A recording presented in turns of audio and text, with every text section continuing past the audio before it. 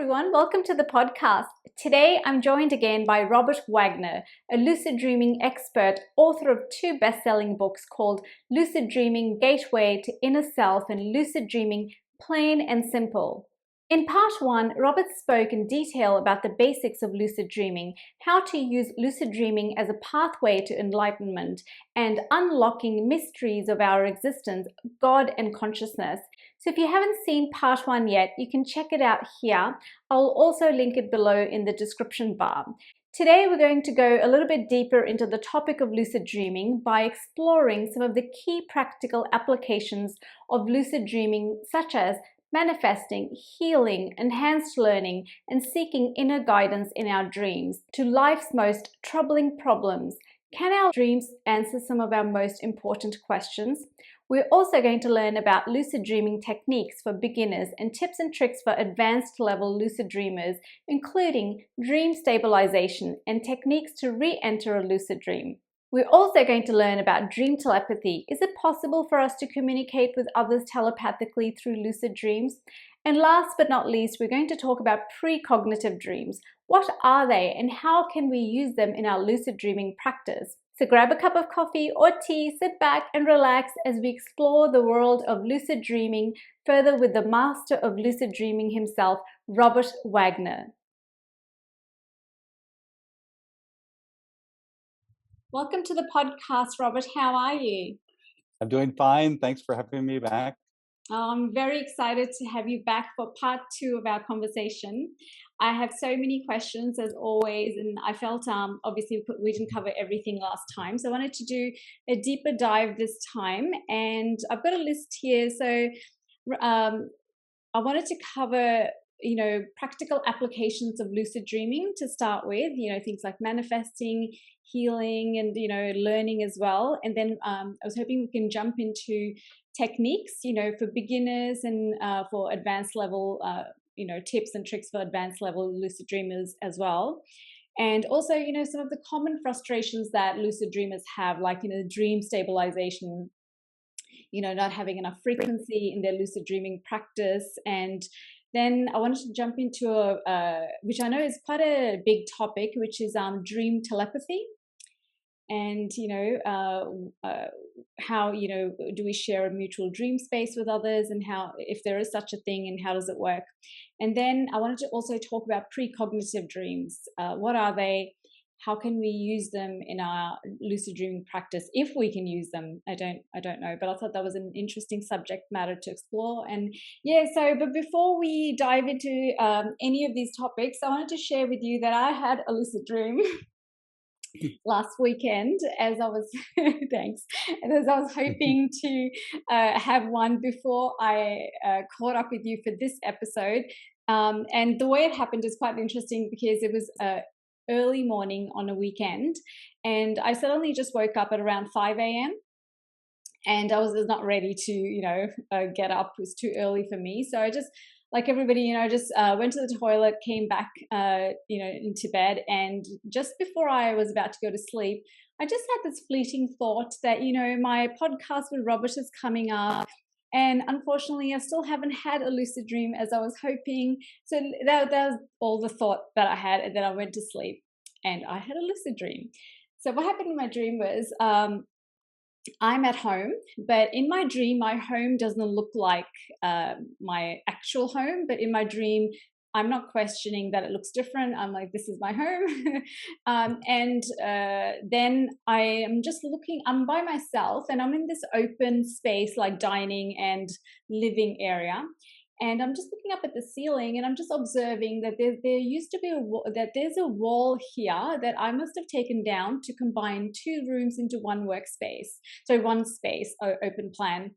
And then I said to myself in my mind in the dream that, this is a dream because in my real life, I haven't done that. But if I was to do it, this is what it would look like. So I was just like taking some mental notes.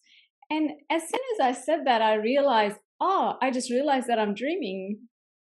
And I'm like, oh, cool, I'm in a lucid dream.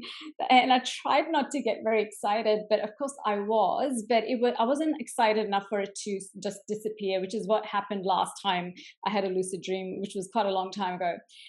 So what I did is I thought to myself, okay, so I'm by myself here. So there were no dream characters for me to engage with. So Right. what I decided to do is just ask a question. And I didn't even ask the dream a question. I just asked it out loud. And I asked a question about a physical health related question. So I asked it and then I just waited. And then for a few moments, nothing happened. And I'm just standing there thinking, oh, I was not expecting nothing to happen.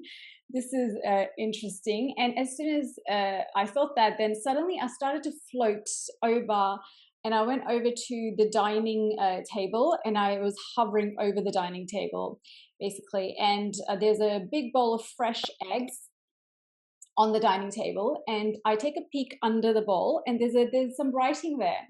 So I have a look, and it has the words "too many," and the word "two" is not the word; it's just number two, and then the word "many." And I'm thinking, I'm like, too many? So am I having too many eggs? Is that what you're telling me? Then I had another look just to be sure, and yeah, it said too many. So I thought, okay, so I'm having too many eggs. I'm a vegetarian, but I do, I have eggs. Well, okay, well, I'll have less eggs. And then I'm looking around and I'm thinking, what else? What else is here that I need to pay attention to? And then next to the bowl was this platter with raw almonds. So I thought, okay, so am I being told that I need to have more almonds? Okay, so got it. Less eggs, more almonds. Okay. So I thought, okay, that's that. That's, got some dietary advice from the dream. That's cool. So then I thought I'll ask another question. And then as soon as I'm thinking that, the dream started to dissolve. And I thought, oh no, the dream is leaving, I only got a chance to ask one question. So I just surrendered to it. I didn't fight it. And then it didn't dissolve. And I was like, and I thought to myself, oh, I'm still here. Okay, let me think of another question. So then I asked another question, and then nothing happened. And for a few, then I again floated to this living area where there's some couches and sofa seats. So, and I stopped right in front of this little seat, which looked like children's chair. It was like a little one. Right. And Right. I'm looking at it. I'm thinking, so I'm just staring at it because I'm trying to deduce what it means in relation to my question. And then my dream dissolved. Ah, well, congratulations first. That's great that you had a lucid dream. And it's also great that just thinking about it over the weekend while you're giving yourself a little bit of extra sleep allowed that all to happen. Yeah, because so I wanted to share with you in terms of, what kind of does this fall into a category of a technique a person can use, and also, or is it just one of those spontaneous ones? And is there, if any, general comment on the actual dream itself? Could I have asked a better question or have asked in a better way? Well, so in terms of a category, my good friend Ed Kellogg, he has developed what he calls the Dreamatarian Diet. So when he becomes lucidly aware, he'll reach out to his larger awareness. Show me the foods I should eat now for my optimal health. So then all of a sudden there'll be a big table, and all of a sudden all these fruits and vegetables and various other things will appear, and he'll realize that, oh, I should start eating those. He could also ask, show me fruit or show me foods that I should stop eating or decrease. And then he might see a bowl full of eggs or God knows what. And he'd go, oh, I should start to reduce that from my diet. And it's amazing. Over the course of many years, he came up with an extraordinary diet for himself. And also, it's interesting, later science proved some of it. Like one time in a dream or lucid dream, he was shown that he should eat dark chocolate. And this is before science had realized that dark chocolate has certain characteristics that are important for the human body. So anyway, that's kind of the general category. One thing that I do want to say about interacting or asking questions, a person has to really think about the wording that they, because one word changes the direction lucid dream. I think it's very important to look at the words that you use. Sorry about that technical glitch. So you were saying something about asking the questions in your lucid dreams in a particular way. You were just saying something about that. Right. So it's always important to think about the wording that you're using, Mm. because just one word can make a huge difference. Like there was an artist who went to look for art he could create, and he spent the entire lucid dream looking for art. And then when he changed his request to let me look at art I can create, suddenly art appeared on the walls nearby. And so sometimes just a minor word can make a huge difference. That's so interesting. So, if you want to ask a health question, physical or emotional, then it's better to be even more specific.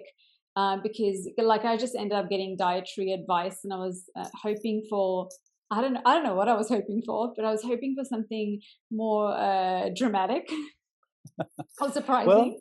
Yeah. during our little break here, I looked and saw that too many eggs in diet has adverse effects, particularly women, and so there's actually scientific studies on that. So anyway, I think your dream was giving you good advice.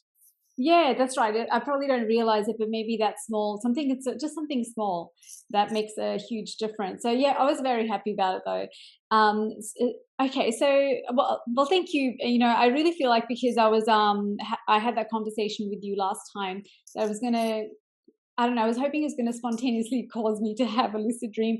Because am I correct in thinking just because just when you start thinking about certain things, then they're more inclined to happen. You know, if you're immersing yourself in lucid dreaming subject matter, then you're more inclined to have it. You may not have it, but you're more inclined to. Right. I think our mind goes where we focus upon, and especially our dreaming mind. And so, if we focus on lucid dreams during the day by reading books on lucid dreams or reading other people's lucid dreams, then sometimes that can spontaneously make us have lucid dreams just because our interest is engaged and our mental energy is focused in that area. Mm. And is this dream something that would be categorized in the type of dreams that you can have with what's called wake initiated dreams, where you wake up and go back to sleep, or Well, it just depends how you approached it. It sounds like you noticed something strange in the dream experience that, and then you became lucidly aware. So I think most people would call that a dream initiated lucid dream. okay, because I wasn't aware of that, and I had a look, and that was the closest match I could find to the type of dream that I had. And the other thing I wanted to share with you before we jump into the list of topics that I had in mind, I had an interesting response slash reaction from immediate members of the family, which I wasn't expecting, and that was that it turns out that my dad and my sister have been having lucid dreams all their life, and they didn't even know that they were having lucid dreams and that you could do things within the dream that are beneficial to you. And it reminded me of your niece that you said who spoke to you one time, and she has a lot of lucid dreams and she wasn't really utilizing those opportunities. So I found that with my dad and my sister. Yeah, I think if people would check around, Mm. they'd find that oftentimes it'll run in families. And there has been some research that suggests that um, people who have the genetic characteristic that leads to narcolepsy in their family tree, they might not have narcolepsy themselves, but someone 100 years ago had narcolepsy, so they know it's in the family tree. Those people have a greater natural to lucid dream. I've never heard of that. What's that word again? Narcolepsy? Sorry, probably butchered that. N- Yeah, it's called narcolepsy. Okay. So, narcolepsy would be someone who gets excited and then just suddenly falls asleep. they're awake one moment and then boom, they fall asleep and they fall to the ground. That's Oh, narcolepsy. And interesting. but again, you, it might not be expressed in the family except for one person 100 years ago, and so you Mm. might not even know that you have it, those genetic characteristics in your family tree. Yeah, yeah, it does definitely make you wonder how many people actually have lucid dreams quite frequently, and they don't even realize that it's something quite special. And on the other hand, my mum turns out doesn't dream at all, and I wanted to ask you that do some people not dream at all, or they're just everybody dreams, but they have poor recall, dream recall? Right. Everybody dreams. So so your mom is having dreams like everyone each night, but she's either gotten out of the habit of remembering it, or on some deeper level, she's telling herself that she doesn't want to remember her dreams Mm. because I don't know, maybe she had nightmares as a child and just decided the best approach was to get rid of dream memories altogether. Yeah, because I think she feels like having dreams is not a good thing, and if you don't have dreams, that means you're doing okay. And I said to her, "No, I don't think that's right. That doesn't make any sense because a lot of times I've had very vivid dreams which have been very helpful because they serve as a message. You know, there's a message in there for you. So I've always paid attention to my dreams. So I thought from that, a nice segue would be the practical applications of lucid dreaming because my sister and my dad have been having lucid dreams, but they've not been doing anything with them. And so I really wanted to delve into that particular area of conversation that, what can one do? What are different ways of utilizing that opportunity? Right. So I'll just give you a list of five or six powerful ways that lucid dreams can be used. First, to access creativity. When you become consciously aware in the unconscious, so to speak, you have a golden opportunity to access creativity. So I'd say that'd be number one. That's easy for everyone to do. Second, I think lucid dreaming allows people also a golden opportunity for emotional healing. There's a lot of research on using lucid dreams to end recurring nightmares that people have from post traumatic stress disorder. And then these people, after they've had one lucid dream, they no longer have that recurring nightmare anymore.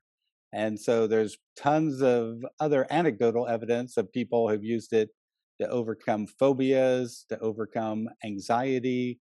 They've used lucid dreams to overcome bad habits or kind of obsessive compulsive issues. So there's a lot of anecdotal evidence for that. In my books, I in both of them, I have chapters on people who've used lucid dreaming to improve their physical health, and some people have had dramatic healings, things that the doctors either couldn't figure out or couldn't do anything with. In a lucid dream, they directed healing energy on the body part that needed help, and they woke up with a 80% improvement and 90% improvement.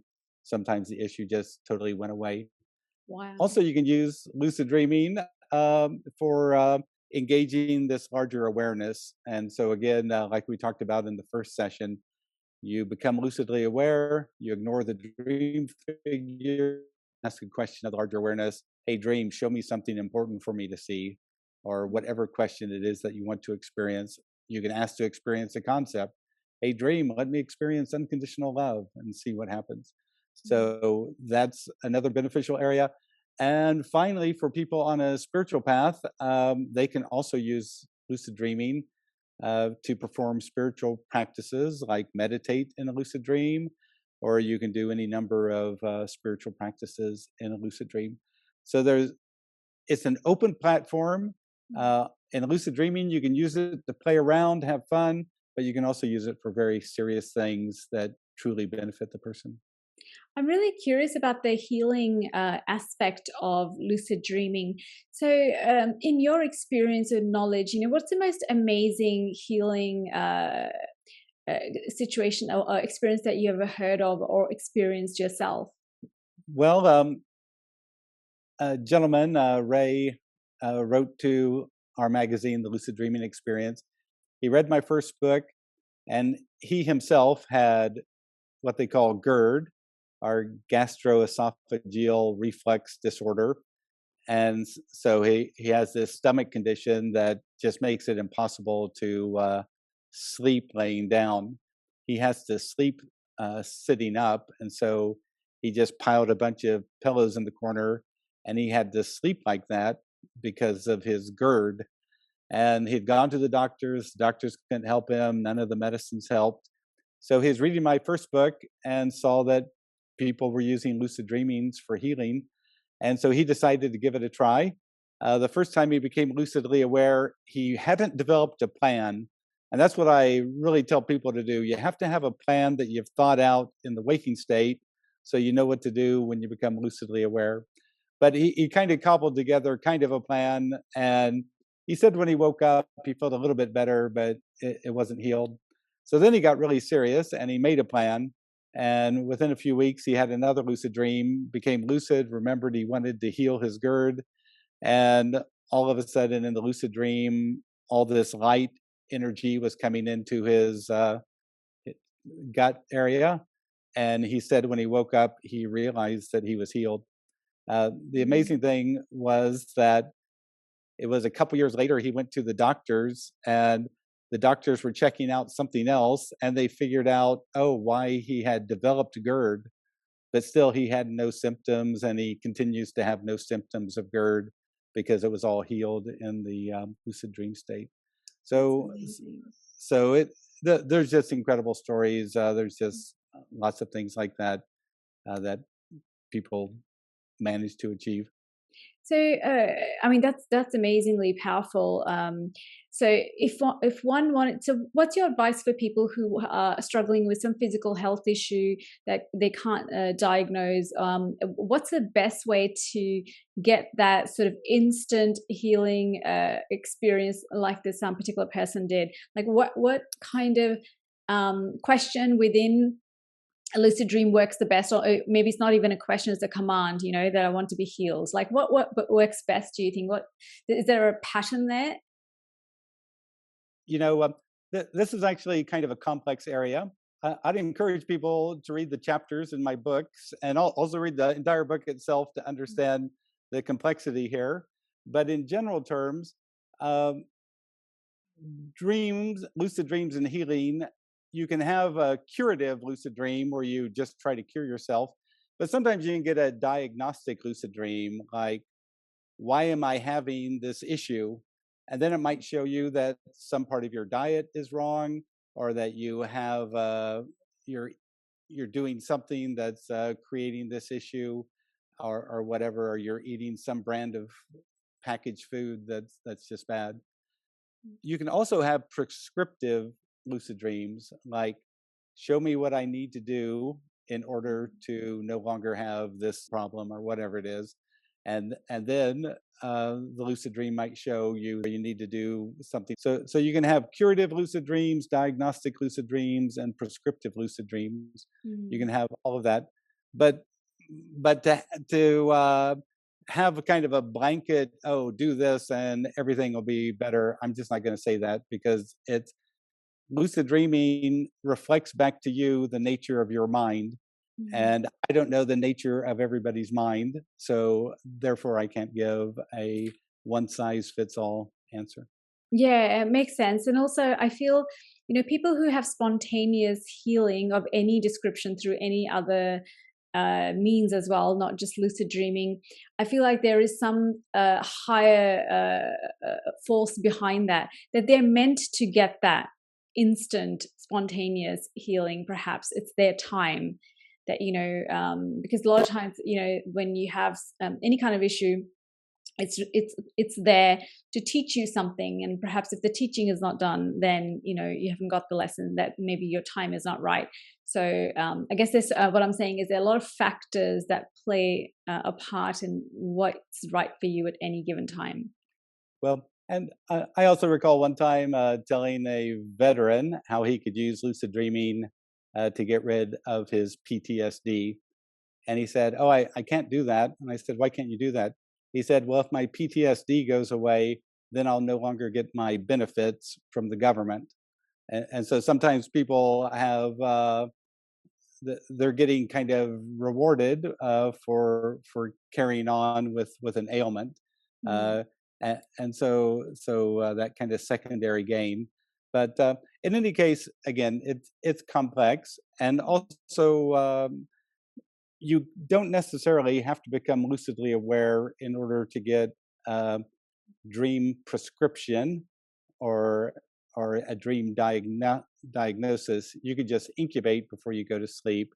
Mm. Tonight, my dreams show me a prescription to reduce this issue, this ailment that I have, and then see what the dreams show you. Is that what dream incubation is? Basically, setting an intention before you go to bed to be given in your dreams the answer to your question or whatever is troubling you. Right. That's what dream incubation is fundamentally. It helps to have a very clear, concise statement of your intent. You can't say, tonight in my dreams, show me why I'm having all this bloating in my stomach and tell me whether I should go to graduate school. Those Mm. are two different directions, two different intents. You have to have a clear direct intent if you want to find out about your physical health, then you Mm. have to make it just clearly about that issue. So again, it's one of those things that a person can play with and see what comes. Yeah, it's interesting. It reminds me of actually an experience that I hadn't thought of in a long time, but once I did something very similar, as dream incubation, where I just asked for help. And because I have a tendency to just astral project, quite naturally, I didn't have a dream, but I astrally projected, and I saw myself walking down this corridor in the astral, and I think it was like a doctor's clinic, but in the astral. And I seem to know where I'm going, so my astral self knew where I was going. And I went to this doctor's office, and he looked at me, and he used acupuncture, like a pressure point, to press at a certain part. I think it was the back somewhere, and actually physically felt it when he was doing it. Like my physical body felt it, because when you're astral projecting, Wow. you're simultaneously aware of being in your body as well as floating around in the astral. So I thought that was really cool. Yeah, something that sort of spontaneously happened just because I'd set the intention for it. So coming back to the practical applications of lucid dreaming, so there is manifestation as well. Like some people have had very interesting results with being able to manifest through lucid dreaming. So talk to us about that. Well, what you begin to realize deeper into lucid dreaming is that your beliefs and expectations help to create the experience that you then experience. And so you also begin to realize that the same thing is true in the waking world. If you believe something is possible, if you expect it's going to happen, then there's a much greater likelihood that it's going to happen. And so manifestation is something that I think everyone who goes deep on the lucid dreaming path will realize. In my second book, I have a technique in the final chapter on showing that waking reality is a type of dream, and it's basically by manifesting. And so what I ask people to do is to think of a neutral characteristic about themselves.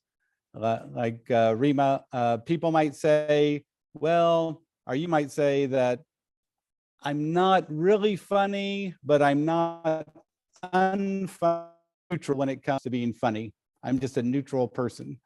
And so then, because it's a neutral area and a neutral belief system about being funny, what you do is 10 times a day for 1 minute, each of those 10 times, you tell yourself that you're the funniest person in all of Australia, that no one's ever been funnier, that you are so funny, people just die laughing whenever they're around you. You are the funniest person ever. Mm. And so what will happen if you do that 10 times a day for just 1 minute each time, you're energizing a neutral belief. You're making that belief bigger and bigger and stronger and stronger. And here's what will happen. 4 or 5 days of doing this, you'll be at some event and you'll say something, and it's not even funny what you said, but everyone will burst out laughing.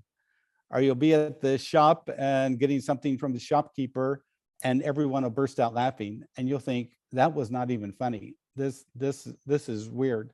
But you'll begin to realize that the energy of your new supersized belief is being projected out there and reflected back to you in the responses of other people. And that's when you begin to realize that that's how manifestation works. It's happening all the time. Our belief projected out from us and being reflected back to us by and large. And that's why, waking state is basically a creation of our beliefs, expectation, focus, intent, and our larger awareness all working together. And a lucid dream and a dream are basically our beliefs, expectation, focus, and intent, and larger awareness all working together to create that experience and reflect it back to us. So is there some truth in that if you were to try and manifest something while you're in a lucid dream, that it's more instant or powerful in the way it works? So the Buddhist dream yoga people say that an action performed in the lucid dream state is 9 times more powerful than one performed at the waking level. Yeah. And so basically, I would say, yes, that in the lucid dream state, you have more energy. But again, you have to believe, expect, focus, intent, and you're working together with your larger awareness to make something appear in your waking life. But yes, I would say it is more powerful. And do the Buddhists know, or have you come across any understanding of what is the mechanism behind that? Why is it that we're more powerful in creating anything in our lives, whether it's healing or manifestation, when it happens inside a dream state? Right. So it would be the same reason the Sufis and others would say is that dreaming serves as a connection to the divine, or to the source, if you prefer. And this outer experience is the outer edge of the inner source. But dreaming, impulses, intuition, the imagination, they're all connectors to that source. And so dreaming just naturally is closer connected to the energy that propels this phenomenal world into existence. Yeah, that makes sense. So, and then there's also, lucid dreaming also allows us to be able to learn or enhance our learning capabilities. Like people have taught themselves things through lucid dreaming. Is that right? So I would have to read what people have claimed that they've learned, but again, you can interact with your larger awareness. Sometimes you learn things that are outside of your own knowing, and you can wake up and later verify it. Sometimes you'll get cognitive information in your lucid dreams, if that's your focus. And then, of course, you might have to wait a year if it comes about. But yes, sometimes you learn things outside of the normal ego consciousness, and you realize that you're actually connected to a larger awareness. But again, in the waking state, you can do the same thing, just on intuitions and impulses at a deeper level, beginning to pay attention to them.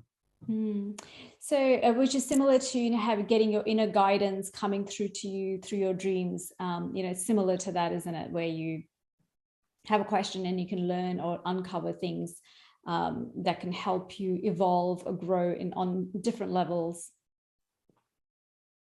Right, exactly. Yeah.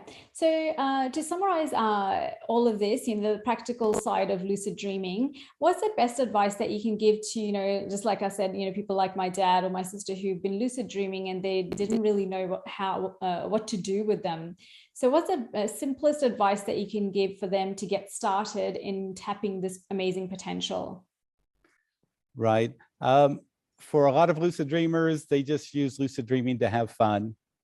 And they have to begin to conceptually realize that they could access any of these categories. So they got to figure out which of these areas appeal to them. Do they want to access creativity? Do they want to heal emotional trauma, what it is?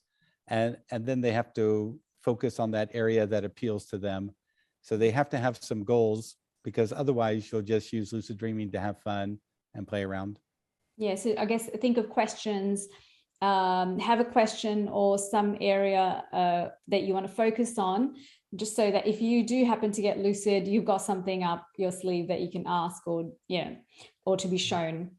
Right. So the next, so from there, what are the techniques for beginners? What are the different techniques that work the best, especially for people to get those initial results? Because I feel like if you can get that, for those out there who've never had a lucid dream and would want to have one, what are the techniques that work the best, so that they can get that taste at least, which will then drive them to do more?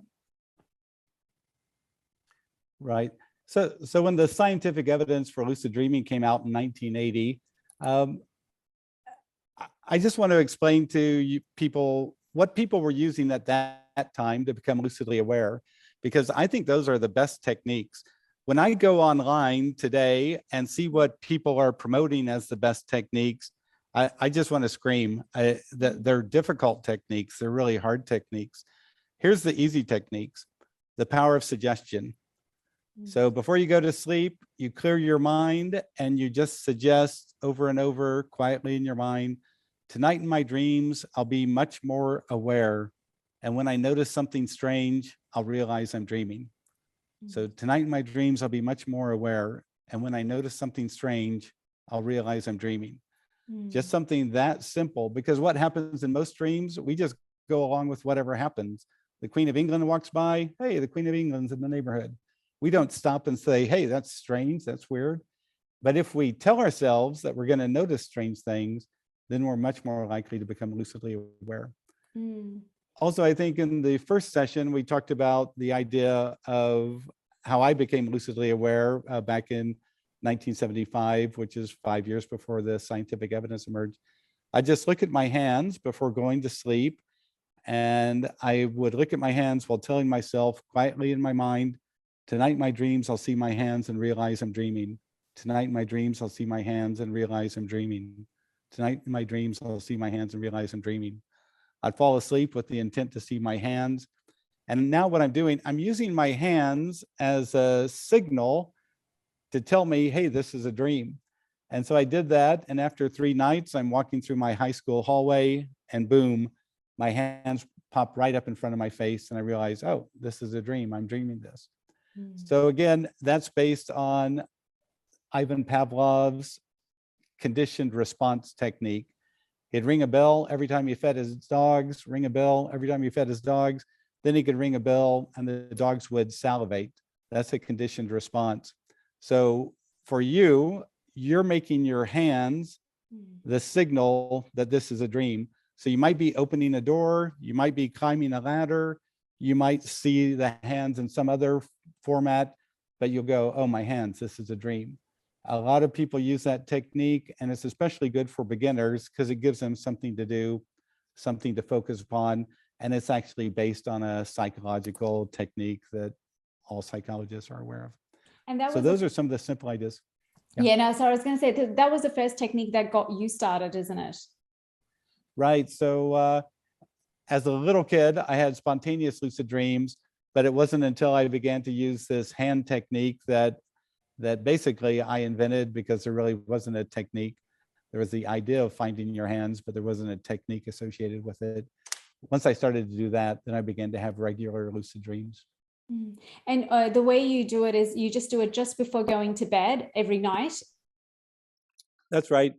And also, but during the day, if I have an extra minute or something, I might sit there and look at the palms of my hands while telling myself, tonight in my dreams, I'll see my hands and realize I'm dreaming. Just to have fun with it.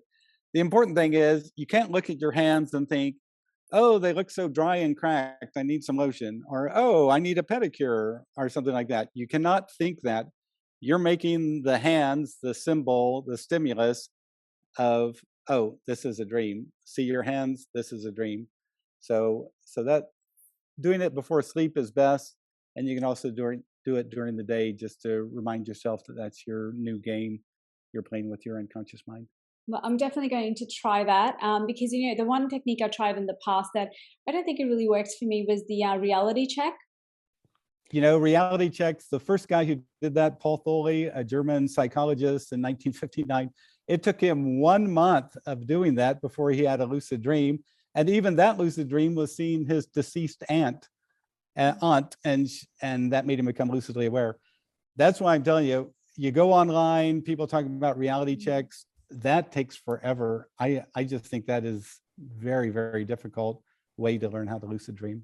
Yeah, and the only reason I chose that one above others was because I thought I could easily incorporate it into my day. So what I used to do is I would put a reminder on my iPhone. So when I was at work, every hour on the hour, it would just pop up, and it would. I had in the wording, the reminder was, "Are you dreaming right now?" And I will look around. It's like, no, I'm at work, sadly. So I did that, and I didn't have any lucid dreams. And then maybe 3 months down the track, I did have one, but it dissolved as quickly as soon as it became lucid. I think because it took so long for me to have it, that once I had it, I was so excited that it basically broke the dream. So so I ditched that one. Yeah. But yes, I'm going to try. So everybody listening out there, your recommendation is the hand technique and the one that you mentioned as the first one, which is the simplest of all. The power of suggestion. Yes, yep. Power of suggestion, which we can all easily do. Right. Thank you for that. So let's talk about some of the challenges that one faces. That let's say you're now able to have lucid dreams at some level of frequency. How does one stabilize a dream? Because that's a big one. Right. So in my works, I just give people a 3-step process. REM. First, you want to reduce your emotions, because especially for beginners, they get excited, and if you get too up, you'll pop out of the lucid dream. And so, one thing you realize as a lucid dream is that any vocalized command or verbalized command, like calm down, immediately happens. So, if you find yourself getting too excited, just tell yourself, calm down. Or if you're looking at something really exciting, like Tom Cruise is knocking at your apartment and you open it and go, Tom Cruise, oh my God, what's he doing here? Oh, this is a dream. But you're still too excited. Stop looking at Tom Cruise, the dream figure, your hands down at the floor, something boring, so you don't get too excited. So that's the first thing. You want to reduce your emotions. The next thing you should do, I feel, is stabilize by enhancing your awareness. And you can do this by rubbing your hands together in the lucid dream. It'll feel like two physical hands rubbing together in and of itself, but it'll make the space more real. Or you might want to touch a nearby wall and just kind of ground yourself in the space. Or you could announce greater awareness now, or more clarity now. And sometimes when you do that, it's like someone turns up a light and makes the lighting brighter in your lucid dream space. But you want to enhance your awareness, and then you have to maintain your focus, and that's another difficult things for beginners. They'll become lucidly aware, and then a minute later, after they go exploring, they'll get so entranced by what they see that they'll just return to a regular dream. So every 15 or 30 seconds, you have to tell yourself, this is a dream, I'm dreaming this. Or you can begin to just to call everything, oh, that's a lucid dreaming tree, that's a lucid dreaming figure, that's a lucid dreaming house. Just to remind yourself that, oh yeah, I'm in a lucid dream. So there's other techniques, but those would be the basic. Then hopefully at that point you'll stop and think, what did I really want to do? Oh, I wanted to heal myself, or oh, I wanted to access creativity, or oh, I wanted to do whatever. And then you can do that then. And for example, in my lucid dream recently, I actually felt that the dream was quite stable, despite my excitement. It was quite stable, but when it dissolved quite gradually. It didn't just sort of, it wasn't like a jolt, which is what happened to me last time, when I was doing the reality check technique. That dream, I just woke up it was just like that, snap of a finger, and I was up. Whereas this one kind of gradually faded, and it made me wonder if your dreams tend to be more stable based on either what time of day it is or night, or which could mean that it's because you're in a deeper sleep, so you're not going to just wake up as easily as you would if, let's say, you're taking an afternoon nap. So do those things play a part or influence stability of dreams? You know, here's what I would say. Um, the stability of the dream or the lucid dream is really connected to the stability of your mind. And if you have a stable mind, you can have a very long-lasting, stable lucid dream. Um, so, so that's what I would say would be the primary characteristic. Right. So meditation enhances your ability to have stable dreams and therefore do more dream work. Well, just having a stable mind. Some people perhaps develop a stable mind by meditating. Other people develop a stable mind by uh, focusing, by concentrating, by following through on their intent, but by just having a stable mind. So there's a lot of people with stable minds who do not meditate, 40 minutes a day or anything. Yeah, because they do other things which sort of have meditative qualities to them. For somebody who is that, it's like that saying, the way you do one thing is how you do everything. So if you're a person who works on a task with a very single-minded focus, then obviously you're able to focus. Your ability to focus is a lot better than somebody who has their finger in every pie and sort of juggling a lot of things. Right. Yeah. So then the next question I had about, what kind of challenges lucid dreamers have is the frequency. So I know Right. frequency, I know quantity is not as important as quality of your lucid dream, but if you have quantity, then you have more opportunities to do dream work. Right. So frequency can vary according to a number of factors. But one thing I would say, some people get into lucid dreaming and they begin to do some of these things that I'm talking about, like interact with their larger awareness or whatever. But then they'll have an experience that creates fear or concern, or sometimes they'll learn something that shocks them and just kind of makes them feel somehow the ego feels unsteady as a result. So, so you have to realize that sometimes frequency has to deal with how you're feeling about how things are coming along. Because if you feel fear or concern or threatened by something that you've learned, uh, then that will reduce the frequency of lucid dreams. But for Mm. most people, of this today. If you focus during the day by reading about lucid dreams, by paying attention to intelligent, thoughtful ideas on lucid dreaming, that'll help you. And the reason I say that is because it's like computer language out.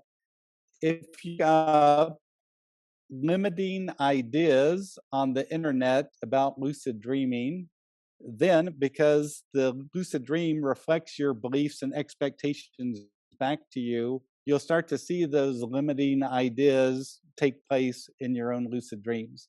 Mm. And that's the other sad thing about the new world. But in any case, if you have good techniques, good focus, good intent, you have a good, thoughtful way forward, you should be able to increase your frequency. Basically, when I started looking at my hands, I would have 2 to 4 lucid dreams a month. Um, as I talk about in my second book, Lucid Dreaming, Plain and Simple, that has all the tips and techniques in it, I came up with another technique, and I got up to having 30 lucid dreams a month. But Mm. some nights I'd have 2 or 3 lucid dreams, so I didn't have them every night. But some nights I'd have 2 or 3 a night. Wow. So, so the uh, the approach to having 30 is actually probably the simplest, is that you change the way that you look at the world. And that's a hard thing to do because we all get socialized and culturally connected to viewing the world a certain way. And the technique that I use to become aware 30 times lucidly a month, um, I stopped thinking of the world as something out there, and I Mm. began to think of the world as a co-creation of myself and my larger awareness.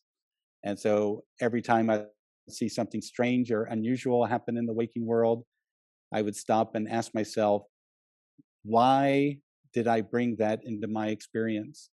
What beliefs and expectations brought that into my experience? I began to see all of that as creations. And so then I'd be in a dream and I'd see something strange and I would say, why did I bring that into my experience? And I'd think, oh, wait a second, that was a flying elephant. That's too weird. This has to Mm. be a dream. Yeah. And dreams a month. So it sounds like if you're the type of person who's very uh, aware of your surroundings and what's happening around you during your waking time, you're more likely to be able to become lucid in your dreams. Would I be right? Is that reasonable to think? Well, so here's the problem. Some people are aware during their waking state, but not going to question, not going to get involved, not going to stop. They're just they're aware something weird is happening over there, but they don't stop and think, why is that happening? What does that mean? You have to do that in the waking state. You have to stop and think, because in the lucid state, oh, you're aware. Yeah, I'm aware the Queen of England just walked by, and I'm aware, oh, there's Tom Cruise, and I'm aware that the car just turned into a motorcycle and now it's a skateboard. I'm aware of all that stuff. But if I don't question any of that, then if I don't have that critical awareness, then I'll never achieve lucidity. And so being aware is great in the waking state, but you have to be aware and also have kind of a curious mind.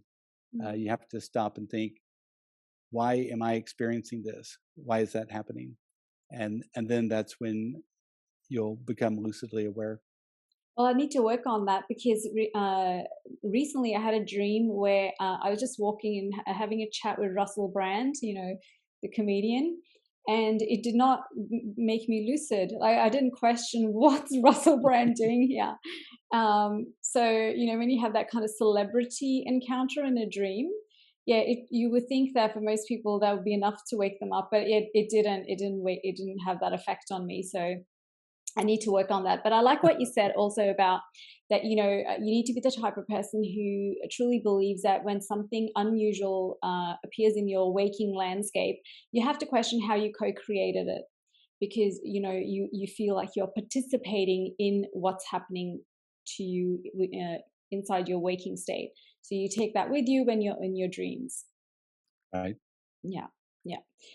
So that sort of mindset is obviously helpful for increasing the frequency. And also wonder if, once you start having more and more lucid dreams, and they happen quite regularly, then uh, I guess one thing feeds the other. Then you have more, because you're having so many, you sort of become very sort of comfortable with it, and you almost expect that you are going to have regular lucid dreams. Because I'm saying that because that's how I feel about astral projection, because I have them so easily. I never think, oh, why am I not having them? Even when I'm not having them, all I have to do is set an intention, and then I'll have it. Because it's like my mind now believes that it's easy. Right. Right. And and so you're right.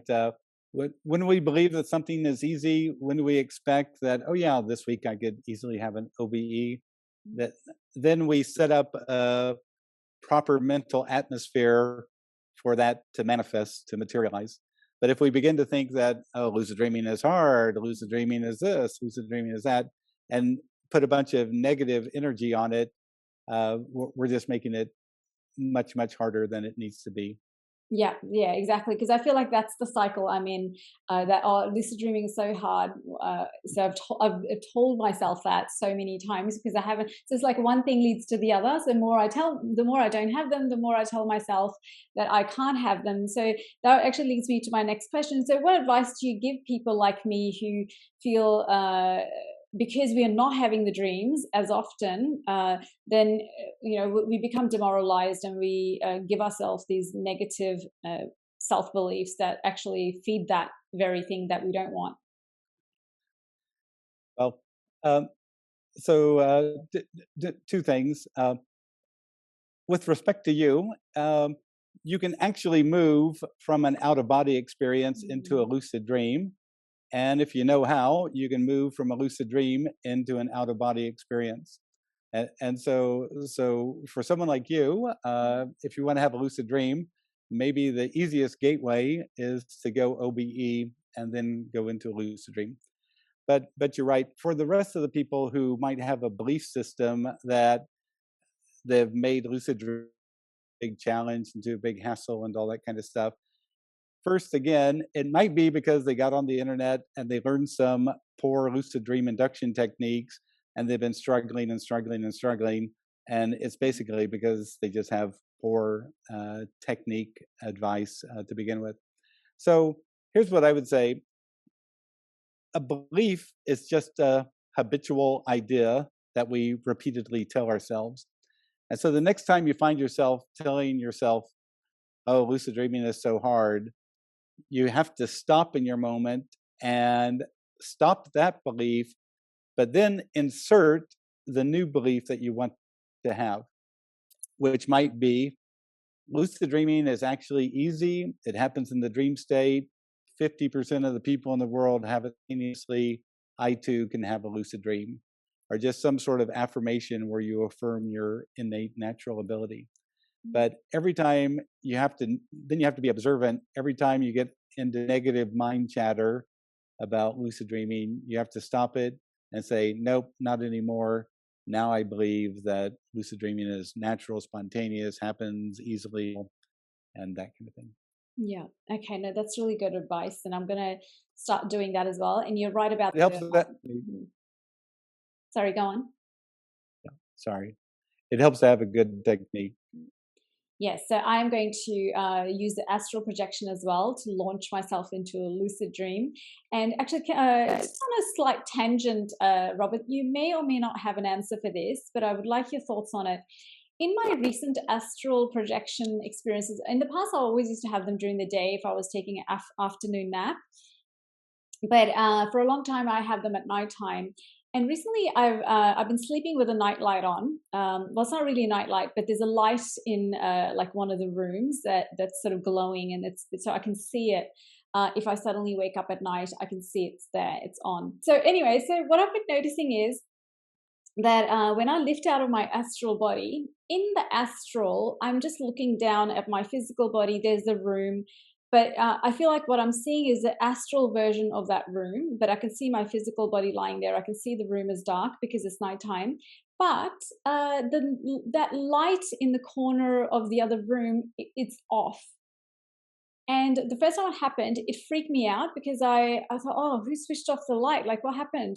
And I forced myself to come out of my astral and back into my body. And then when I opened my eyes to look at the room, I totally expected that light to be off, but it was actually on. And that's happened a few times since then that I've noticed that. So it made me think that for some reason, obviously the astral is a mirror of the physical, but there are certain things that are different about it. Like, why is this light not able to? Does the light not have an astral body? No, here's my comment. It, in my first book, I have about a half chapter on the differences between out of bodies and lucid dreams. But I also mention that the out of body experience is what I call a reality plus one experience. Meaning, so like one time I became lucidly aware, and so I announced, "Now take me to the next level, or take me to the next form," and suddenly, boom! I was in the OBE state, about 6 feet from my kitchen, And so I decided, now that I was OBE, to go flying around the neighborhood. And I remember I flew up to one of the neighbor's house, and I flew right up into the second floor. And I was really surprised at the layout of their second floor. And actually, I hate to say it, but I came through the guest bedroom, saw the bathroom, then peeked my head into the next bedroom as the elderly woman who lived there was pulling the covers down her face and got this shocked, horrified look on her face. And I told her not to worry, that this is the kind of state that you exist in after death, just like her husband who had passed away a month ago. Anyway, when I woke up, I realized this is why I call the OBE state a reality plus one state. I went and looked at the house and realized that I had put a window where I flew into the house, but a window doesn't exist there. So in the OBE state, the mind is still affecting the environment. And if I think it's easier to fly through a window, I'll put a window where there isn't one and I'll fly through it.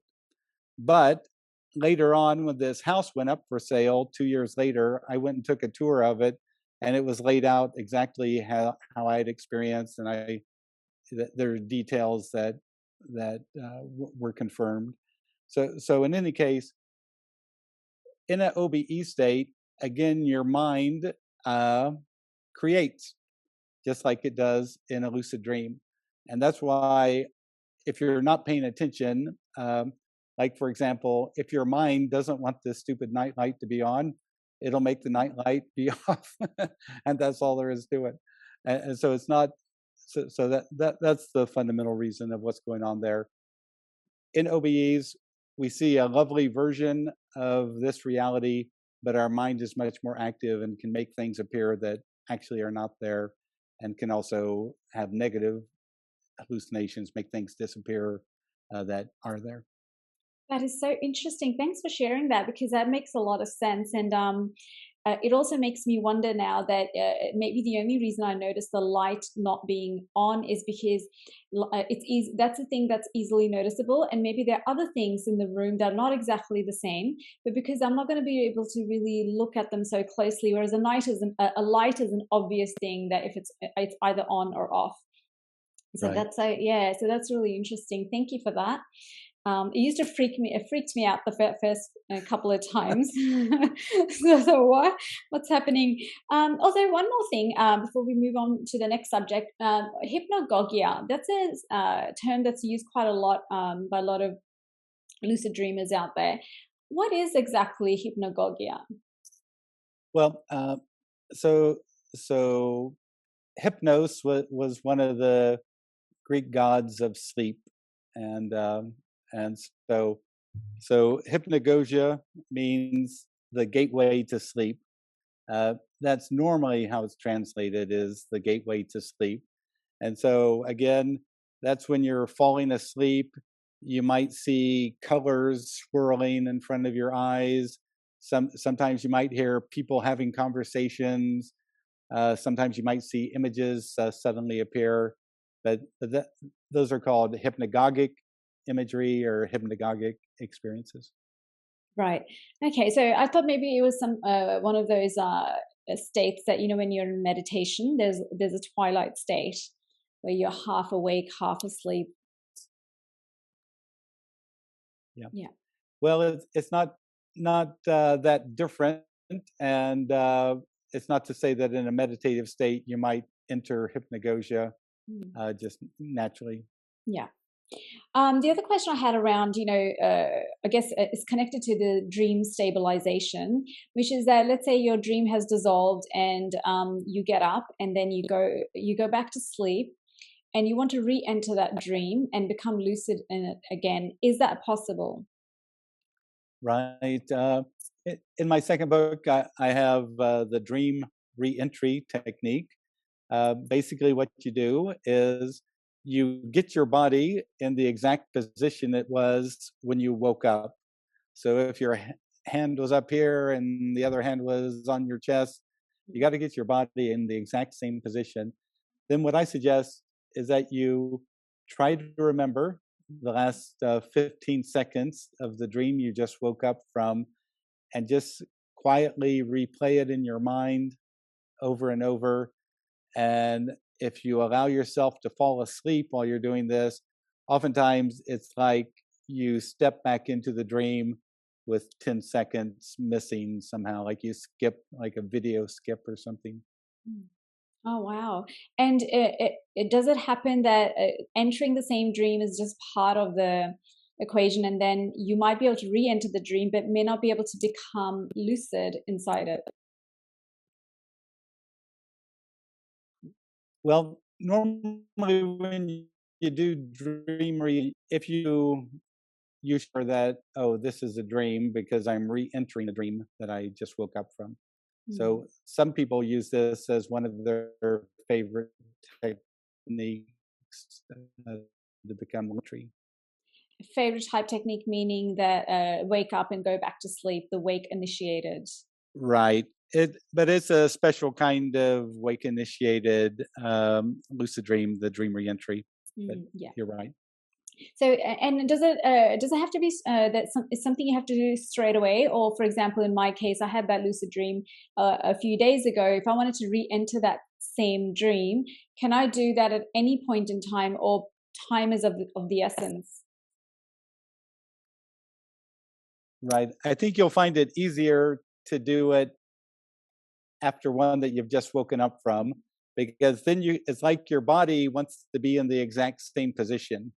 It's Mm, like the body position is connected to the experience.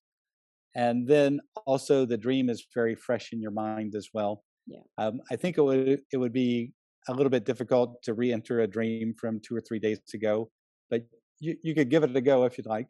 Yeah. Mm.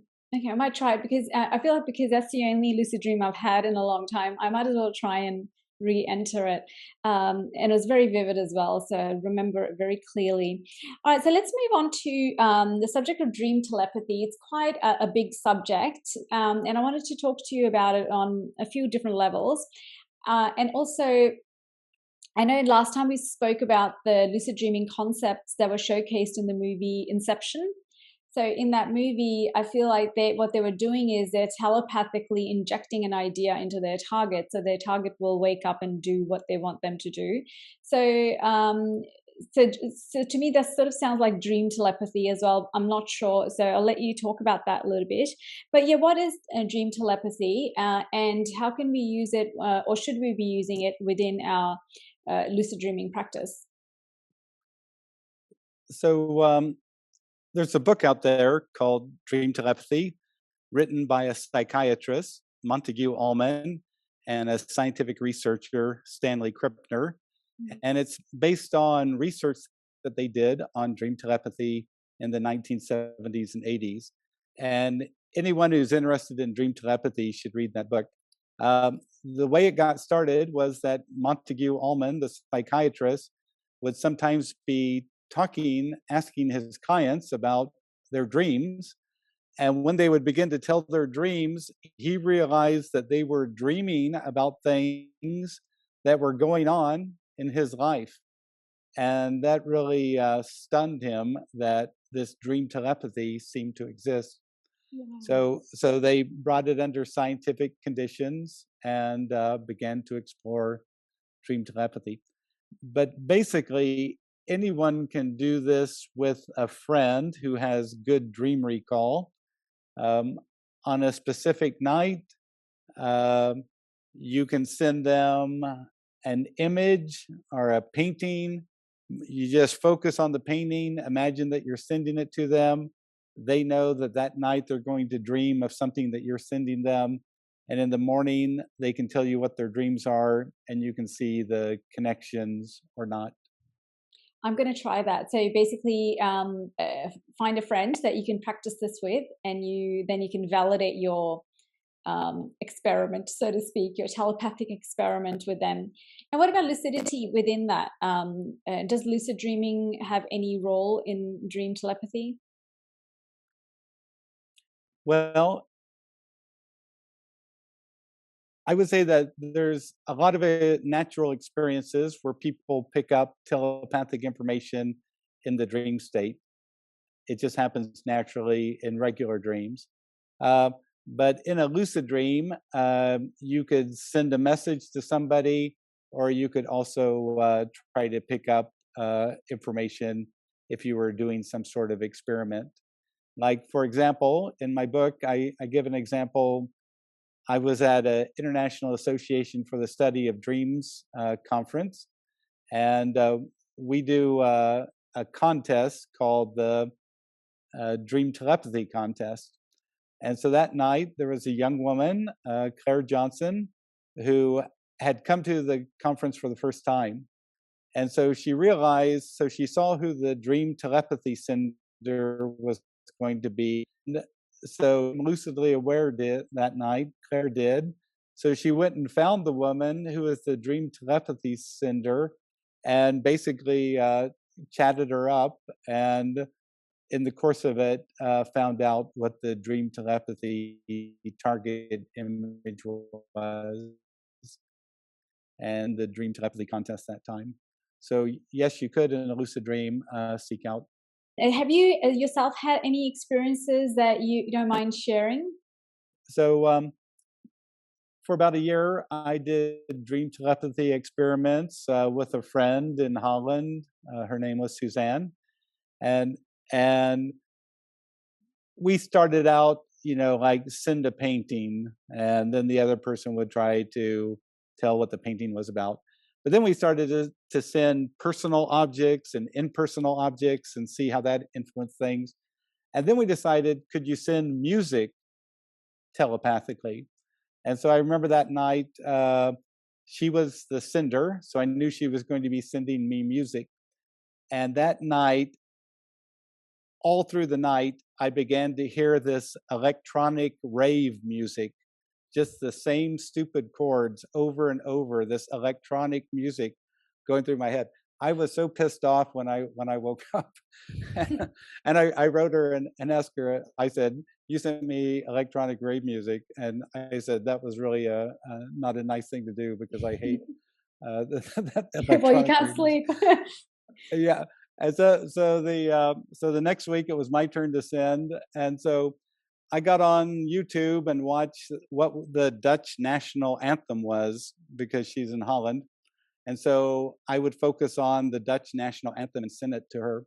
And what she dreamt, she and her father were walking to the nearby football stadium, and she thought it was weird in the dream because her father doesn't like football at all. And so they enter the stadium, and what happens? The Dutch national anthem starts to play, and and we kept doing this music thing back and forth. Sometimes I would dream about the bands. I would talk to all the band members. These were groups in Europe that I had never ever heard of, but I would see where they live. The whole thing. It was really wild. I have to say that I wonder if dream telepathy might actually work better with music, sending somebody music. Ah. I hate to say it, but the way the brain is situated, I think the right hemisphere is involved in music, and the left hemisphere is more logical and mathematical equations and Yeah, stuff. that makes sense because you also mentioned that you were. Out there. Sorry, go on. No, please go ahead. No, I was going to say maybe, yeah, you're right because you also mentioned that you were sending paintings because that's also artistic. So it's that side of the brain that's connected to artistic endeavors. Right, right. And I remember one time she sent a personal item, and the personal item was she was sending me this object she had that somebody had given her a couple weeks before he committed suicide. Mm. And I'll tell you, that night I dreamt I was in this place, and I kept saying over and over, why won't somebody help me? Why won't somebody help me? I could just feel the desperation of this poor Wow. person who eventually committed suicide. So sometimes if you send a personal item, hopefully you can send one with a happier association Mm. because the other person, the receiver, is going to pick up some stuff that might be surprising. And was that like you felt what he felt, basically? Yeah, I could feel his desperation of just being totally alone, no one able to help him. It was just truly truly sad. Yeah, sounds yeah, horrible really for anyone to go through. So I guess with dream telepathy, there must be situations where we just do it without intending to be telepathic with someone. It must happen sometimes spontaneously. Right. I, I remember there's a famous American author who wrote Huck Finn and all that, Samuel Longhorn Clemens. He he called them dream telegrams.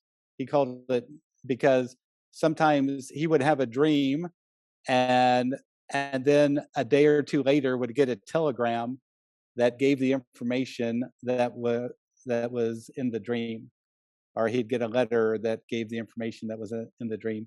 So he Mhm. called it dream telegraphy or telegraphy. Yeah.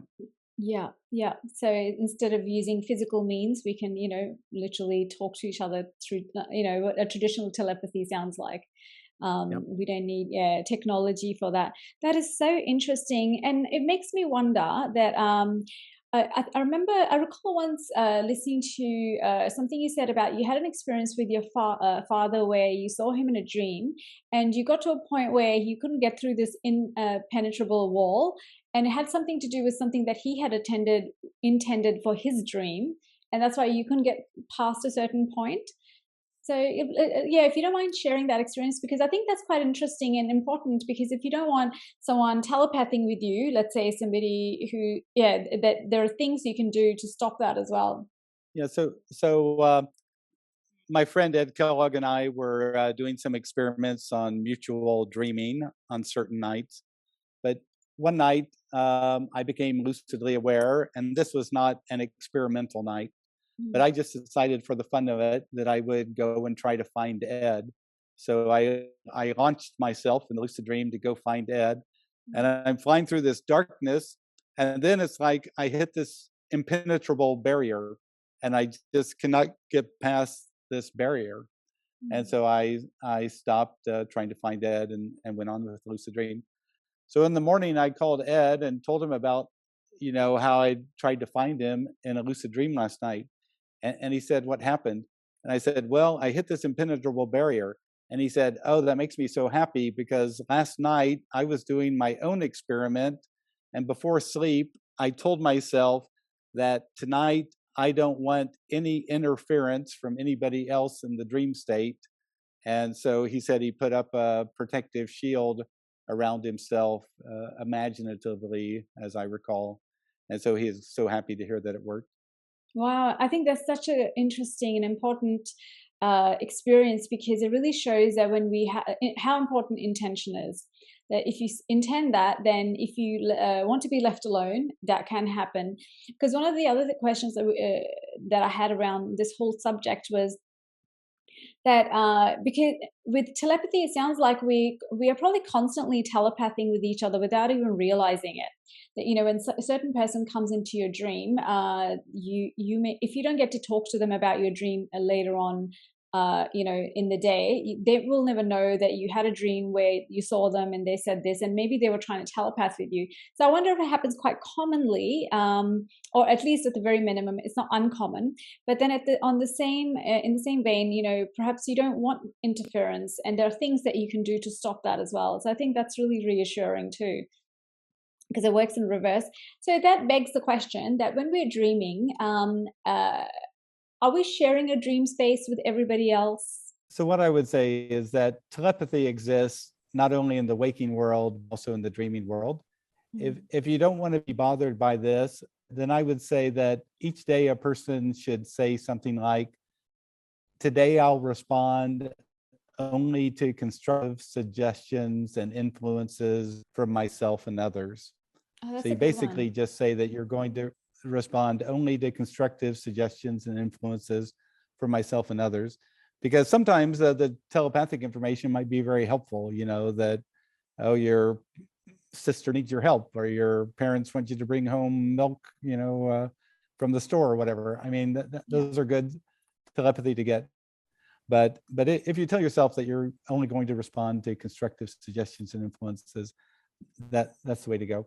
Oh, I that's really think the good. I love it. reason I think the reason that telepathy exists, if you go deep into lucid dreaming, you'll see that we exist in an interconnected oneness. Mm. And within an interconnected oneness, there's just a free flow of information all over the place all the time. I think people would be stunned on these inner levels how much information is being shared.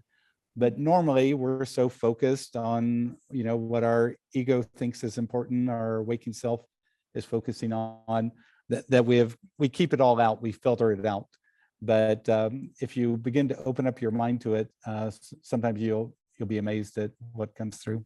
Mm. No, that's really profound. Yeah, we are, after all, it's just a stream of consciousness at the end of the day. So the inner levels are more intermingled than we can probably imagine. It's such like a network, of consciousness, so to speak, all our consciousness. So if with dream telepathy, would you say that have they done many scientific studies on dream telepathy that you know of? So seal, because some researchers could replicate the experiments and some others could not. And then later on, some of the researchers who said they could not, they basically admitted that they made the experiment so it would fail. And it's really a tragic uh, reality that sometimes scientists are so convinced that something can't happen that they make sure that the scientific experiment fails. That is very sad. That is sort of like an inconvenient, research that they don't want to go down. But Carl Jung was a big proponent of telepathy, dream telepathy. I think he talked about it a lot. So let's move on to precognitive dreams. And so, what are they for those who don't know? And is there a place for them in lucid dreaming practice? Right. So dream precognition, of course, is getting information about a future event. And so I would say a lot of people just naturally have precognitive dreams. Yeah. Uh, Sometimes they're literal, but sometimes they're symbolic, that you'll lose something, and you do, in fact, lose something, but it was symbolized in the dream and not the literal thing that you lost. So precognition, here would be one way that I would suggest to people if they want to work with it. You can use your dreaming self to inform you when something's going to happen. For example, I told myself when the stock market is going to fall into a bear market, let me dream of a bear. And so it was December 7th, I think it's 2019. That night, I dreamt of a bear on a beach in Florida, sitting on a Chase lounge, like he's going to get a As you do. suntan.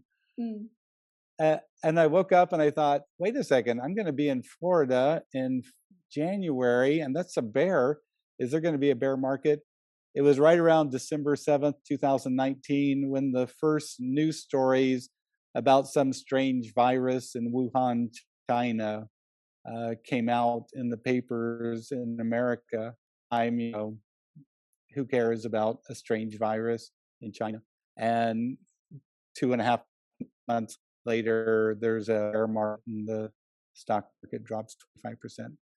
So Mm. again, what I did there, I made a symbol that I rarely dream about, which is a bear.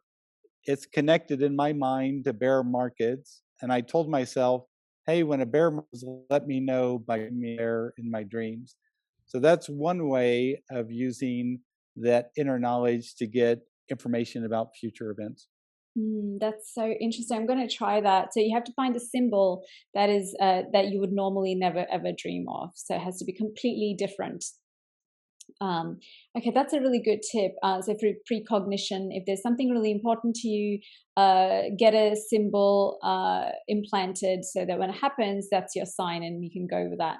That's really, yeah. No, thank you. Are there any other ways to use it, or can it even be detrimental to know too much or be able to find out too much information? Well, I would say that the future is always probable. Mm. And so I don't think that things are determined with 100% insurance. It's things are probably at a certain point 99% likely to happen, but still people could change, things could change, and we go a different direction. But like before 911 happened, about 6 months before it began, um, I had a dream of a skyscraper collapsing, and Wow. I was told it was the start of a war event. And and so when I woke up, I didn't know what to think, but that was really a powerful dream. And then I kept having these powerful dreams. In one dream, a voice said 911, but at that time in America, 911 was an emergency phone call. Mm. But the dreams were always taking place in the northeast part of America, and and by the time August came around, I told my wife, I told her something's happening. It's going to be like Pearl Harbor or the start of the Great Depression. There's something big going to happen really soon, and she says, well, what do we do? And I said, that's the weird thing. It doesn't have anything to do with us because I was always an observer of these horrible events that were going to happen. So you So, uh, so, So you so, knew so from it, that. So you knew from that because you were an observer looking into something happening, it wasn't going to affect you. right. I was never hurt. I was never damaged, any of that kind of stuff. But, but still, I saw some really horrible things. Mm. And, and, but by the end of August, I knew something huge was coming. And I have to say that it was like having this psychic weight on your shoulders. It was just like, oh my God, Mm. this poor world is going to have this horrible thing. And that was also some of the same symbolism appeared when the coronavirus appeared. I realized that there's going to be all death and trouble all around the world, but I didn't know exactly what it was going to be. But I saw that, oh, something bad's coming. So you have sort of some sort of a history of, when the big world events are about to happen that affect larger population, then you get a dream, like you pick up on that somehow. Right. I remember, if you can imagine this, I was probably 13 or 14 years old, and I dreamt of these two symbols that one was, well, anyway, these two heraldic symbols attacking each other. And so I went to the library and I started going through a book of symbols, royal symbols or symbols, heraldic symbols. And I came to the two symbols, and it was Iran and Iraq. And I thought, Iran and Iraq are going to attack each other? Oh, That, wow. I'm a little 13, 14-year-old kid. Why would Iran and Iraq attack each other? I mean, that's like, I don't know, like Spain attacking Portugal or something. It just seemed like that's just impossible. That could never be the case. And of Wow. course, what happens? That happened. You Yeah. know, Iraq attack each other.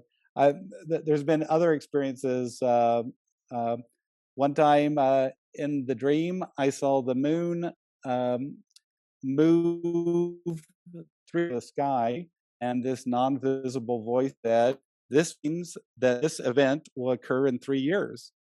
And then suddenly, I was thrown into this kind of riot situation, and and 3 years from that day was the Soweto, South Africa, that then basically led eventually to the freedom of South Africans from the apartheid. Um, it's interesting. I think sometimes some people dream about plane crashes, and some people dream about Mm. family events or pregnancies or God knows what. I just happen to dream about global events. Yeah, that's very interesting because it seems like with 9/11 especially, I've heard a lot of people say that they had dreams about that or premonitions about that before it happened. So it sounds like when something carries such big energy because it affects so many people on the globe that there's we're sort of tapping into that energy somehow, and it's filtering into our dreamscape. It's very interesting phenomena. So, well, But I think, yeah, sorry, go on. but I think it's important when people have dreams that first look about what's going on in your own Mm, life situation. So, like, let's say if a person was getting a divorce and then dreamt that their house burnt down, that's a symbol for getting a divorce. You know, mm, the house is ending or collapsing, and so it's not that, oh, there's going to be a fire in the house or some horrible thing is going to happen to the physical house. It's that the house of marriage is being destroyed.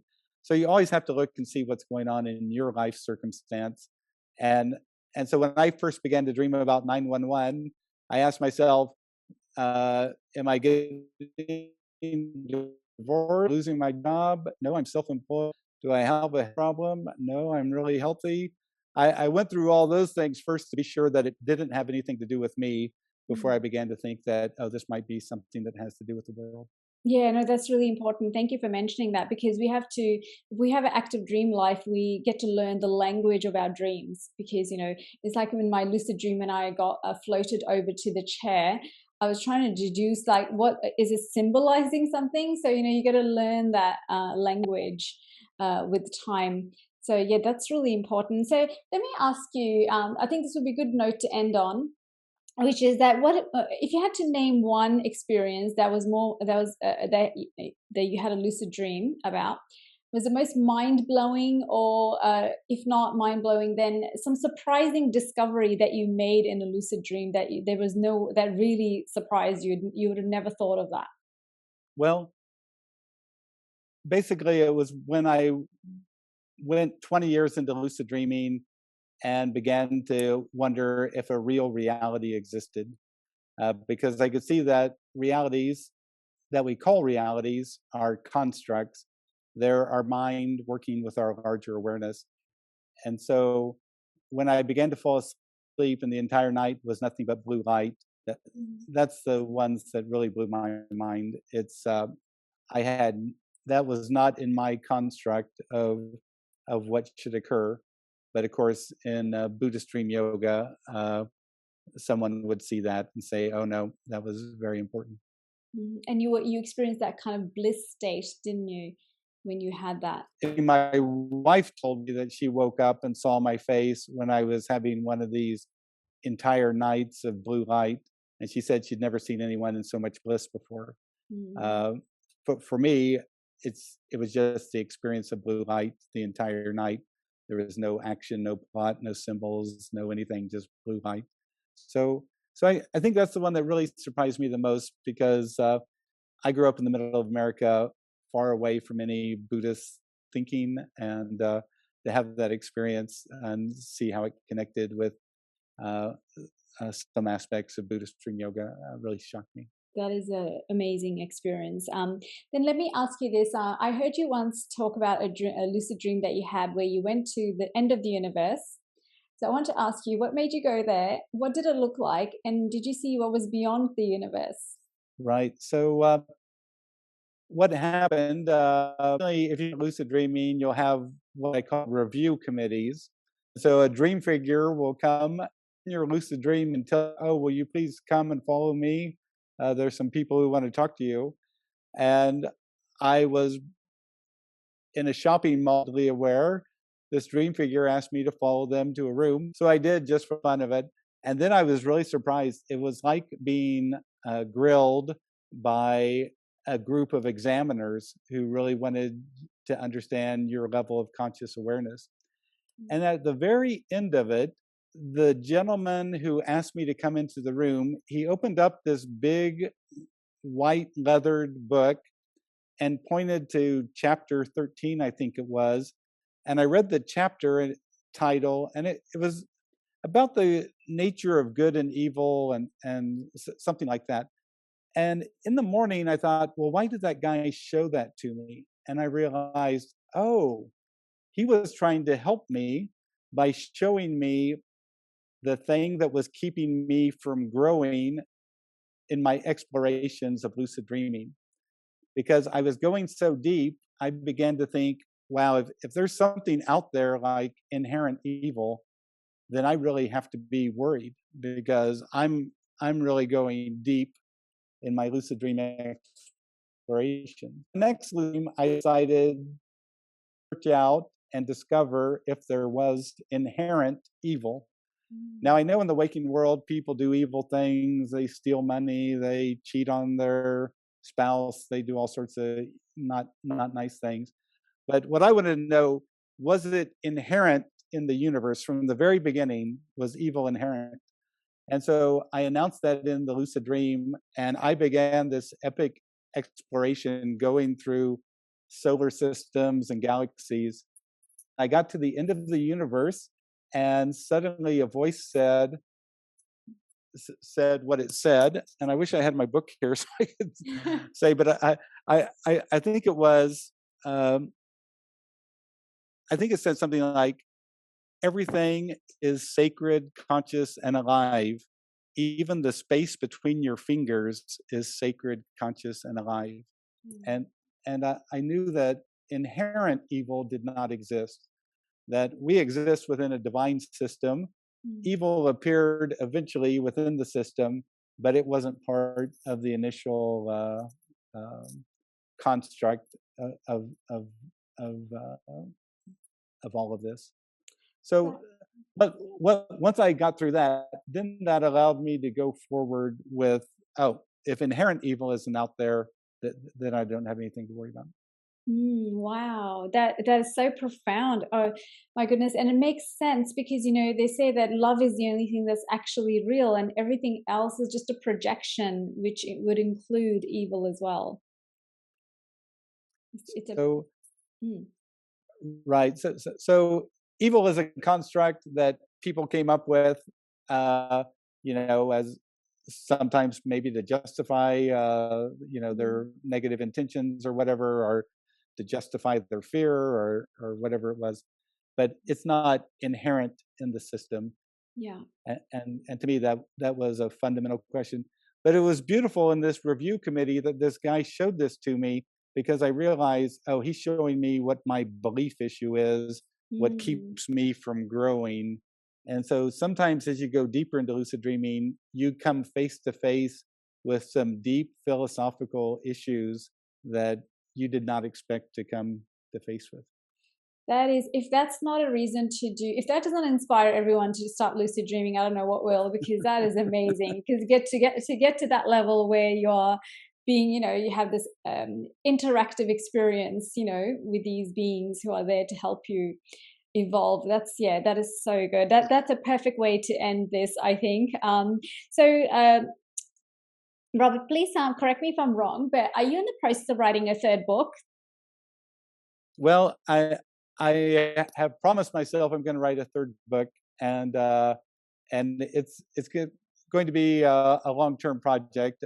Every now and then, I think I'll get it done soon, but it's going to be a long-term project. But yes, someday I will. Yeah. And you've got on your website, you've got an online workshop that's going to be launched soon. Has that launched already, or is it still in the process? Right. So I have various workshops that um, anyone can do at any time. They're Mm. self-guided and all, and then every 3 months or so, I'll do a online 30-day online lucid dreaming workshop, and that's where people get more personal attention and can ask questions and all. Okay, that's great because I saw that on your website and I subscribed because you have to subscribe for it to then you'll be emailed when it's ready to go. You'll be informed. So Righto. yeah. So I'm going to I'm going to get on that one this time round because I think you've already had one. So this is the next cycle, isn't it? Yeah. Well, one ended just a week ago, but thanks. I'll keep you informed. Oh, yes, please. So I've subscribed already, so hopefully I will get an email as well. But so inspired to start a proper lucid dreaming practice that is a lifelong thing. And yeah, thank you so much as always. Your wealth of information and wisdom, and I mean, I have so many questions for you. I can keep going, but you know, you've done lucid dreaming now for over almost 50 years now, so that's a lot of experience under your belt where you've uncovered so many things. And I'm so inspired by what you've achieved in that sense. So it's been a privilege and honor to talk to you, ask all my questions. So thank you for joining me today. Great, Rima. Thank you so much, and lucid wishes, everyone. So I hope you enjoyed this episode. I would love to have Robert back on the podcast, as he's such an amazing guest with so much knowledge and experience in the area of lucid dreaming, which he shares so generously with all of us. He's truly an involved soul. And I can't wait for his new book to be published, as I'm sure it will be filled with inspiration and wisdom that comes from his years of lucid dreaming practice. Lucid dreaming can help us tap into our superhuman potential for manifesting and healing ourselves physically and emotionally, as there has been so much anecdotal evidence to suggest that it's completely possible. And if you're intrigued by the idea of human potential for superpowers, please do check out my video on this topic here with Matthew Belair. So have you had a lucid dream before? And if so, please comment below and share with me your experiences. I would love to know. In the meantime, if you enjoyed this episode, please do check out Robert's website, lucidadvice.com, and lucid-dreaming-advice.com, where you can find links to purchase his best-selling books, Lucid Dreaming Gateway to Inner Self and Lucid Dreaming Plain and Simple, which are available on Amazon, Barnes & Noble, and IndieBound. The books are also available on Kindle and in Audible MP3 formats. Subscribe to his free online lucid dreaming magazine called The Lucid Dreaming Experience, a great resource for lucid dreamers. If you're interested in dream telepathy, please do check out his website, dreamtelepathy.com, and check out his online workshop if you're ready to commit to a lucid dreaming practice. I'll provide all the links below in the description bar. So will you have a lucid dream tonight? Wishing you all sweet lucid dreams. So until next time, thanks for watching.